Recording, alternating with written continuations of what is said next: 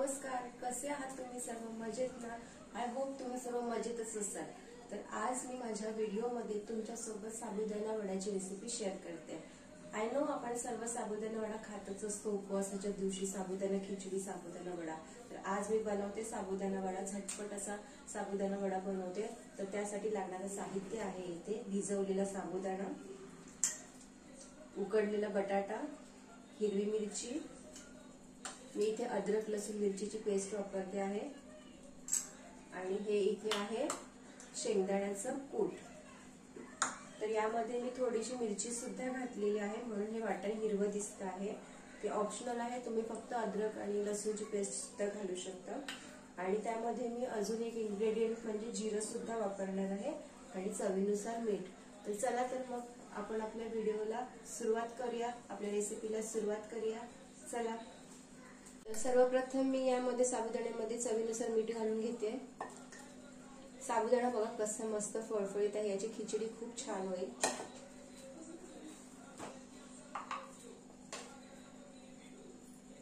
चवीनुसार मीठ घातलं,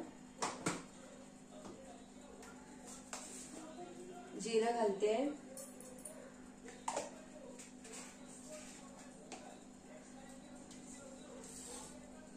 हिरवी मिरची घालते चवीनुसार,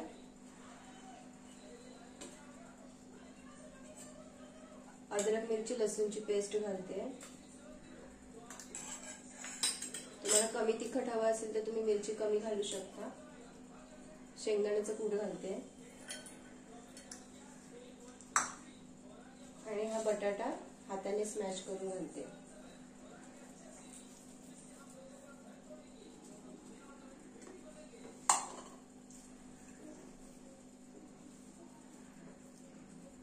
तुम्ही बटाटा किसून पण घालू शकता. मी हाताने सर्व मस्त असं एकजीव करून घेणार आहे, छान. तर हे मी आता छान असं एकजीव करून घेते.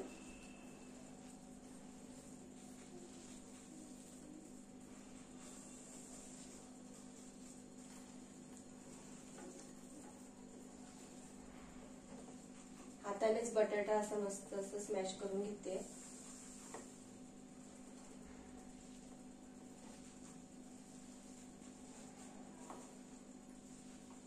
हाताने स्मॅश करून घेतले. बघा झालेलंच आहे ते, बघा छान उकडलेला होता बटाटा, त्यामुळे सहज झालेलं आहे बारीक. आणि इथे मी कोथिंबीर पण घालते, आणि आता मिक्स करून घेते छानपैकी.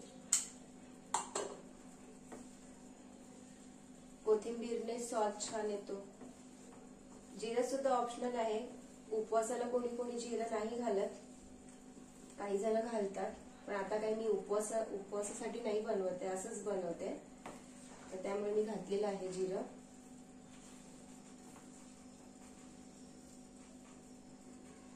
हे बघा छान मिक्स झालेलं आहे.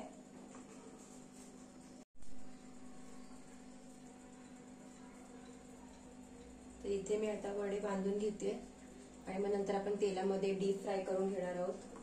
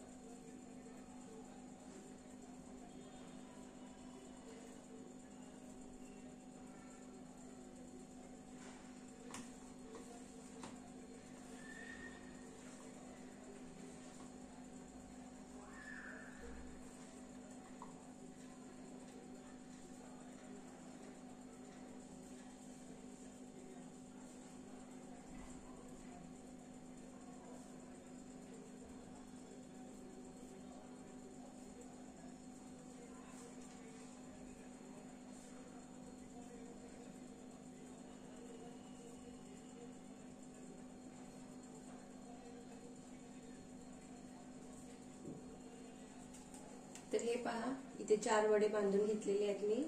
आता मी हे डीप फ्राय करून घेते. त्यासाठी सर्वप्रथम गॅसवर तेल ठेवते तापत, मग पुढे आपण भेटू. तर इथे आपलं तेल तापलेलं आहे आता, आणि त्यामध्ये मी आता हे वडे सोडते.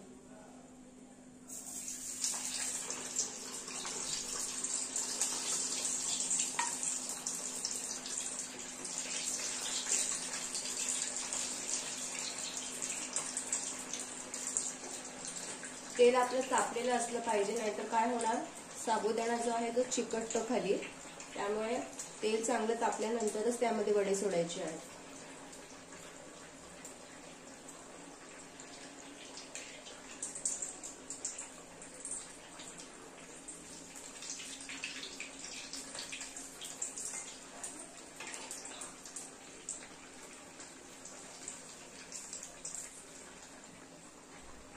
आपल्याला छान क्रिस्पी करायचे, थोडंसं कलर येईपर्यंत आपल्याला ते फ्राय करून घ्यायचे.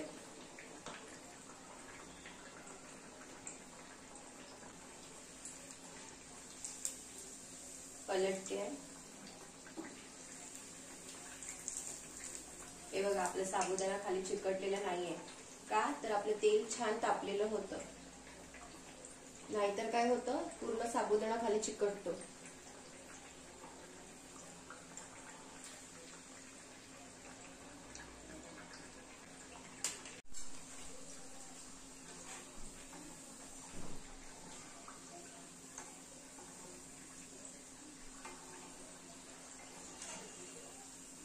हे पहा, छान असे क्रिस्पी झालेले आहेत.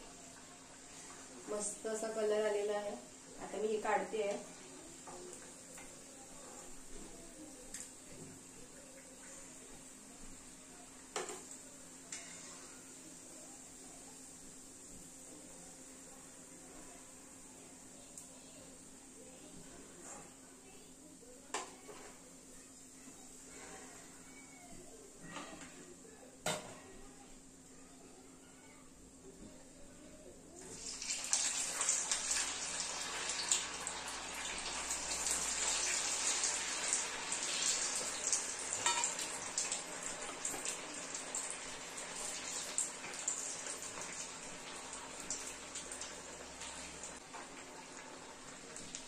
आणि यासोबत मी आता कोकोनटची चटणी बनवेन.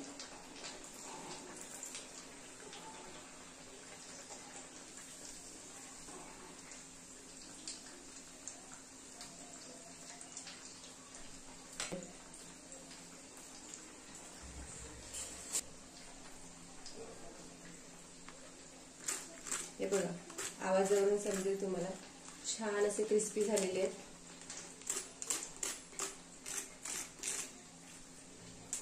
तर हे पहा फ्रेंड्स, माझे साबुदाणा वडे रेडी आहेत खाण्यासाठी, आणि त्यासोबत ही कोकोनटची चटणी. आणि हे पहा, मस्त असे क्रिस्पी झालेले आहेत. हे बघा, हे पहा, है ना. तर चला तर मग भेटूया माझ्या पुढच्या व्हिडिओमध्ये एका नवीन रेसिपी सोबत. तोपर्यंतसाठी बाय बाय, टेक केअर.